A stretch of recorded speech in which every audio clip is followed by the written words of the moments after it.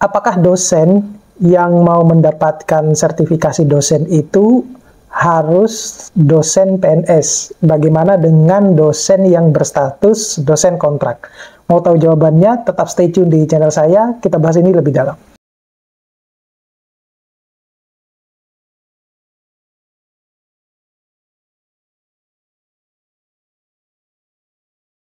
Assalamualaikum warahmatullahi wabarakatuh. Kembali lagi dengan channel saya. Jangan lupa Bapak Ibu untuk selalu mendukung channel saya dengan mengklik tombol subscribe, like, share, dan komen. Biasakan juga untuk menonton video-video saya secara full, ya, nanti biar informasi yang ada di dalam video ini bisa Bapak Ibu dapatkan, ya. Nah, jadi pada video kali ini saya mau sharing terkait dengan pertanyaan dari salah satu komentar yang masuk ke kolom komentar YouTube saya yang bertanya terkait dengan apakah dosen yang mendapatkan sertifikasi dosen itu hanya dosen yang berstatus dosen PNS atau ASN lah, semacam itu. Bagaimana dengan dosen yang statusnya kontrak? Sebenarnya pada video saya sebelumnya saya sudah pernah membahas syarat-syarat apa saja yang dibutuhkan untuk mendapatkan sertifikasi dosen. Ya, Bapak Ibu bisa lihat di salah satu video saya, ya. Nanti saya akan tampilkan thumbnailnya, entah itu yang ini atau yang ini, pokoknya nanti akan saya tampilkan, di mana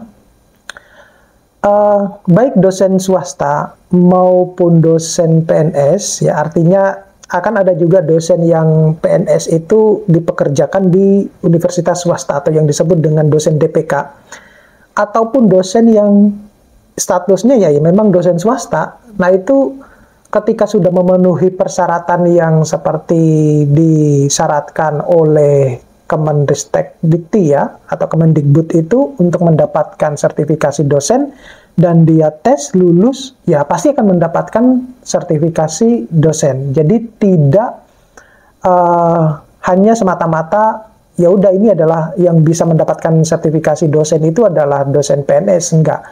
Dosen swasta pun bisa. Nah, bagaimana dengan status dosen kontrak?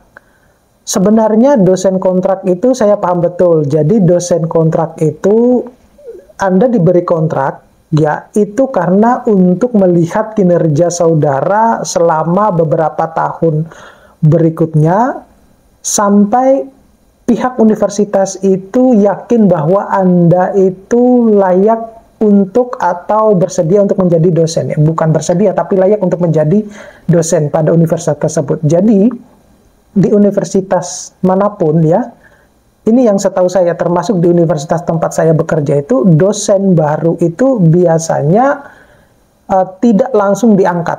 Tidak langsung diangkat, tetapi statusnya itu adalah kontrak. Nah, tujuannya untuk apa? Untuk mengetahui, ya, seberapa besar kinerja saudara ketika nanti, jadi dilihat kinerjanya gitu ya selama kontrak tersebut. Jadi kalau ternyata kinerja saudara itu memuaskan oleh pihak kampus, nah itu baru akan SK-nya berubah menjadi SK pengangkatan gitu. Nah, apakah selama status dosen kontrak itu kita tidak mendapatkan NIDN atau tidak mendapatkan fasilitas seperti halnya dosen-dosen yang lain? Ketika kita statusnya sebagai dosen kontrak, maka NIDN sudah pasti kita akan dapatkan, ya, karena yang namanya dosen itu harus memiliki nomor induk dosen nasional, ya. Oleh karena itu, kalau tidak memiliki nomor induk dosen nasional atau NIDN, maka satu, Anda tidak bisa melakukan pengajaran secara maksimal karena ketika Anda melakukan pengajaran itu kan rekod pengajaran kita itu masuk ke PDPT Dikti. Kemudian yang kedua, Anda tidak bisa melakukan yang namanya penelitian maupun pengabdian masyarakat. Intinya tidak bisa seleluasa orang yang sudah mendapatkan NIDN untuk melakukan tridharma perguruan tinggi. Oleh karena itu, kalau apa yang saya lihat, baik itu di universitas saya maupun di universitas yang lain, ini berdasarkan hasil cerita teman-teman, dosen kontrak itu pasti sudah akan mendapatkan NIDN. Jadi untuk biar mereka itu juga Ya, seperti halnya dosen yang tidak kontrak gitu. Jadi tetap mendapatkan NIDN biar mereka juga memiliki keleluasan untuk melakukan tridharma perguruan tinggi. Kan universitas kan mau melihat kinerjanya, ya. Oleh karena itu mereka akan diusulkan untuk mendapatkan NIDN. Ketika saudara sudah mendapatkan NIDN dan melakukan aktivitas kinerja tridharma perguruan tinggi dan kemudian memuaskan pihak kampusnya, maka secara otomatis SK saudara itu akan berubah menjadi SK pengangkatan atau dosen tetap, ya. Tergantung dari pihak kampusnya, saudara itu diberi kesempatan berapa lama, ya. Biasanya itu 1 sampai 2 tahun gitu, ya. Anda tetap sudah mendapatkan bayaran, cuma bedanya mungkin berbeda dengan dosen yang sudah tetap gitu. Ya sama halnya PNS gitu kan. Kalau PNS itu kan belum 100%, biasanya awal-awalnya jadi baru 80%, baru 1 atau 2 tahun setelah dia sudah PNS itu baru bayarannya 100%. Nah, oleh karena itu, kembali lagi kepada status dosen kontrak, ketika saudara sudah mendapatkan NIDN dan lain-lain, kemudian sudah melakukan proses tridharma perguruan tinggi, maka kemudian Anda itu sudah menjadi bukan lagi dosen kontrak ya, tetapi dosen tetap, maka Anda itu ketika sudah mengajukan jabatan fungsional yang pertama, kemudian memenuhi persyaratan-persyaratan yang lain, maka secara otomatis saudara itu akan masuk ke dalam kuota Serdos. Semacam itu. Jadi saya tekankan lagi bahwa status kontrak itu hanya untuk menekankan, hanya untuk melihat kinerja saudara itu sejauh mana terkait dengan dunia akademisi gitu. Jadi kalau misalnya pastikan akan diberitahu itu kontrak itu selama berapa lama. Kalau selama misalnya diberi kesempatan selama 2 tahun ya. Kalau selama 2 tahun itu kemudian Anda tidak memberikan sesuatu hal yang bisa membuat si pemilik kampus atau pihak kampus itu